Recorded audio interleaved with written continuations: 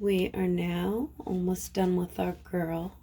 What I have done, you can see, is that I went ahead and I gave her pupils. I also put the little highlights in her eyes, and I decided I like this really dark hair. So instead of giving her a different color, I'm going to leave her hair black. And I think it was the eyeliner. She started looking kind of goth. I was almost tempted to give her dark purple lipstick, but I didn't. So anyway, so this really dark hair, I'm going to leave her hair really dark, but I'm going to give her some magenta highlights. And so you see, she's kind of glossy now. The black part is glossy. The gesso is very matte. It's very opaque and very matte. The paint is glossy. So I went over all of the dress and top of her hair with black. Oh, and then the eyebrows. Remember, I didn't know what color I was going to make her hair. So because her hair is so dark, I went ahead and I put some black on her eyebrows. That's probably enough. I might darken them a little bit again. I always like to let it really, really dry in between, messing with it. And so we'll see. The other thing, the reason why I do that, I let it dry in between, is because when it's very dry, it will allow me to paint over it again and then remove it. Like when I messed up on her eyebrows and was giving her a little bit of unibrow, or when I went a little crazy on her eyeshadow, I was able to go in with water and remove whatever I didn't like because the undercoat was very dry already. So now I'm going to do a little bit of dry brushing just on the surface of her hair to give her just some style. And I like magenta hair. Every now and then I will give myself magenta hair, so it's one of my favorite regulars. So I'm going ahead with that nice flat brush. I think I've used about 4 brushes today. You could probably get away with using just 2 or 3. All right, so kind of dry brush. I'm going to start in the back because I always like to start in the back first just to see what it's going to look like. I hope this shows up on the camera. It's just ever so slightly a magenta highlight. Nothing too wild. If I wanted it to really stand out more, I would go in with a lighter color first, like mix it with a little bit of buff titanium, and then let it dry, and then go over it with the opaque magenta again. But I think this is good for now. I don't think she needs the more stark highlights. I think this is good. It's kind of subtle.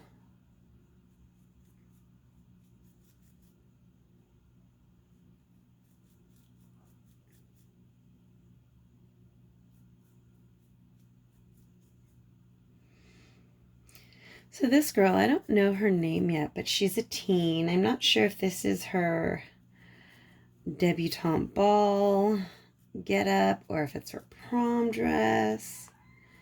Not really sure.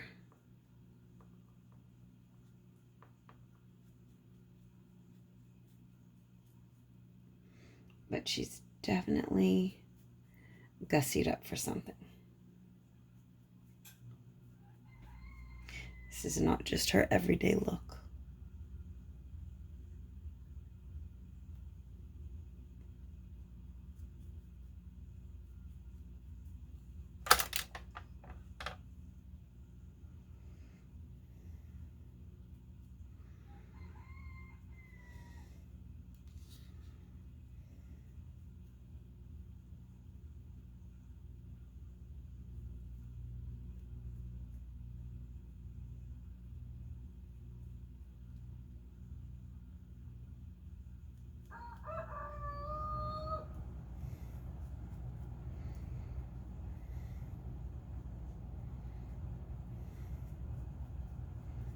I like giving them a multicolored hair.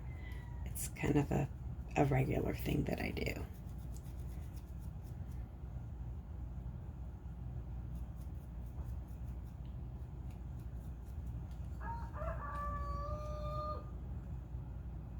Do you hear my rooster going off like crazy?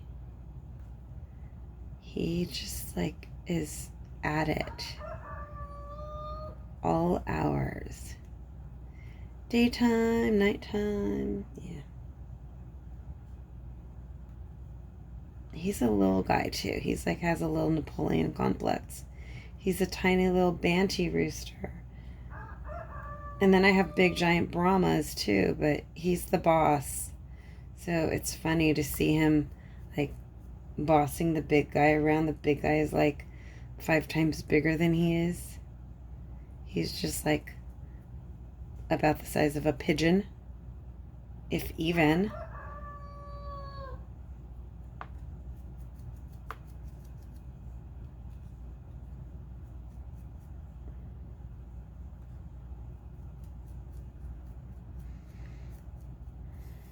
I really hope that this color is showing through in the video.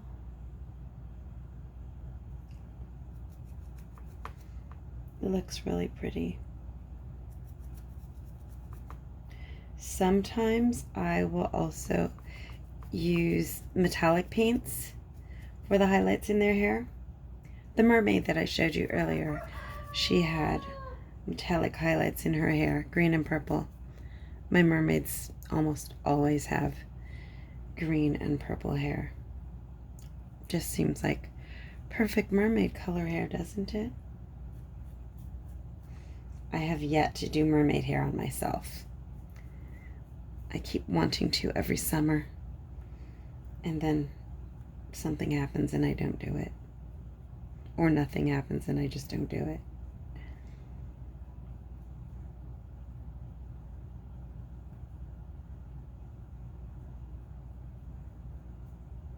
So I get to have fun with my girls and give them the crazy colors.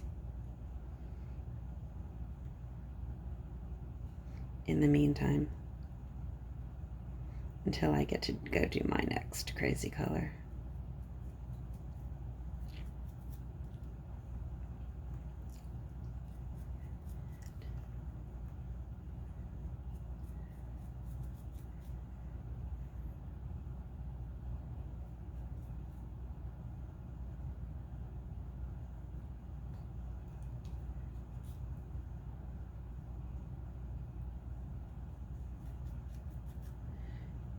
There we go. I think we're done.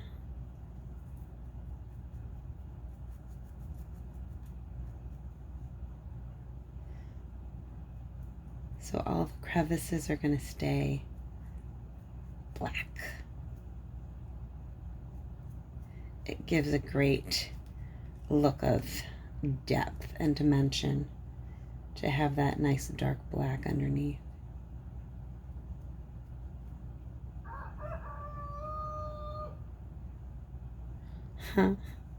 Sorry about my rooster crowing in the background. I'm definitely not going to stop the video because of him. I might not ever finish it if I did that. I think she needs earrings. I might drill holes and put some earrings in her ears later. She's too fancy to not have jewelry.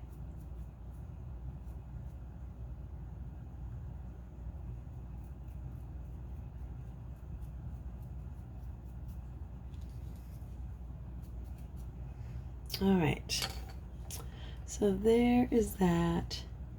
You see that cool color in her hair? That's her magenta highlights. And I'm gonna do basically the same technique for the dress down here. Just do a nice dry brush. I think I'm gonna do purple. She's gonna wear purple bodice, but will be black on the underneath part and just a touch of purple on the top. Let's see, maybe I'll just do that quickly, at least a little bit. I'm gonna use this Inca Gold, and it's a nice purple color.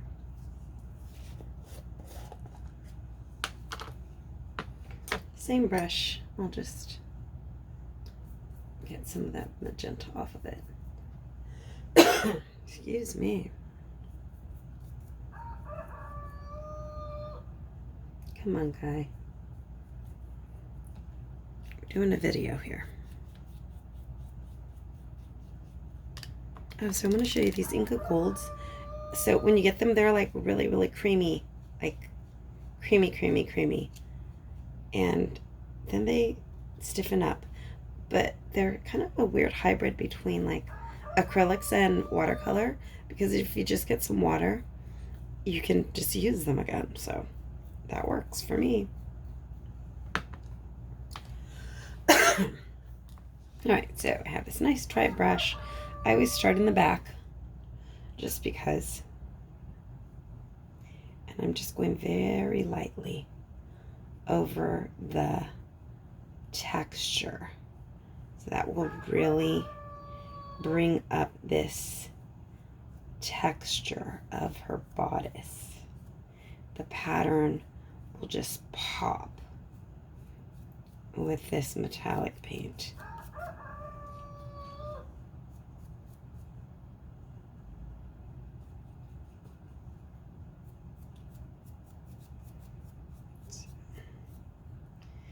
Be sure to, keep your brush pretty dry.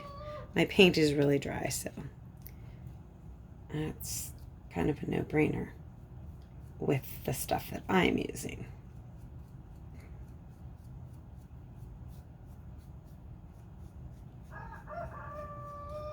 So I will just continue on like that. Isn't that beautiful how it makes it stand out? Do a little bit in the front for you.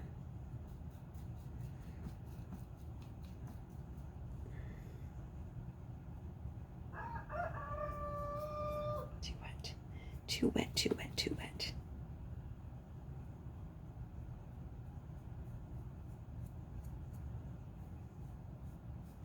You see, if I did it too wet, it would seep down into the crevices, and then I would lose that great effect.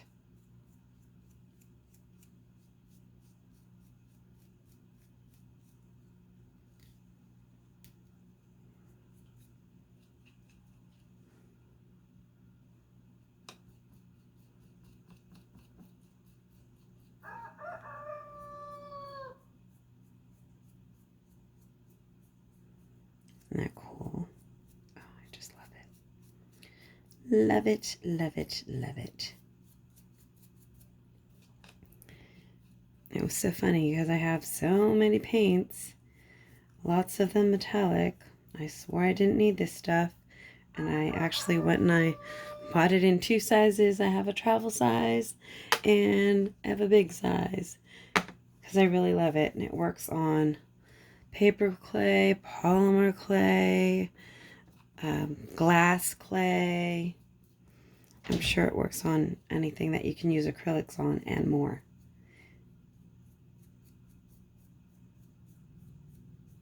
Alright.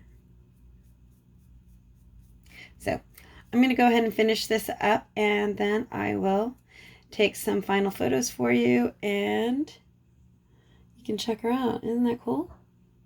Alrighty. I hope that you have enjoyed this project, and send me a message and send some photos if you decide to do any of this type of sculpting and painting on your own. Bye now.